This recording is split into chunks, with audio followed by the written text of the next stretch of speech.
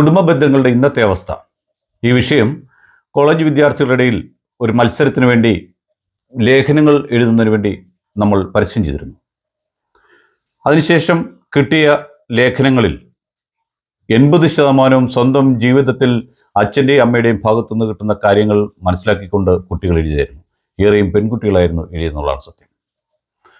നമ്മളെല്ലായ്പ്പോഴും നമ്മുടെ കുടുംബ ബന്ധങ്ങളിലുണ്ടാകുന്ന വീഴ്ചകളെപ്പറ്റി ആകുലതപ്പെടുകയും അത് പരിഹരിക്കുന്നതിന് വേണ്ടി താൽക്കാലിക ശാന്തിക്ക് വേണ്ടി നിയമ നടപടികൾക്ക് പോകുമ്പോൾ അവിടെ എത്തുമ്പോൾ നമ്മൾ കാണുന്ന കൗൺസിലർ മാന്യനായ ഒരു വ്യക്തി അല്ല എങ്കിൽ എങ്ങനെയും ആ കുടുംബ ബന്ധത്തെ പിച്ചി ചീന്തി മാറ്റി തനിക്ക് കിട്ടാനുള്ള വാങ്ങാനുള്ള വ്യഗ്രതയാണ് സമൂഹത്തിൽ കണ്ടുവരുന്നത്. പല പ്രശ്നങ്ങളും നിസ്സാരമായ പ്രശ്നമായിരിക്കും. ഭാര്യയും ഭർത്താവിനെ ഒന്നിച്ചിരുത്തിയും സംസാരിച്ചാൽ തീരുന്ന പ്രശ്നമായിരിക്കും.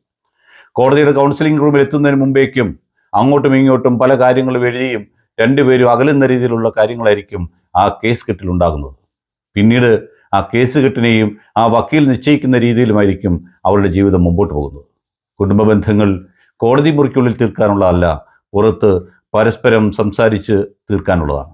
പരസ്പരം സംസാരിക്കുവാനും മക്കളോടൊപ്പം യാത്ര ചെയ്യുവാനും കുറേയധികം സമയമെങ്കിലും നിങ്ങൾ ആഴ്ചയിൽ ഒരു ദിവസങ്ങളും എടുത്തില്ലെങ്കിൽ എല്ലാ കുടുംബ ബന്ധങ്ങളും പാളിച്ചയുടെ വക്കിലായിരിക്കും എന്നുള്ളതാണ് സത്യം.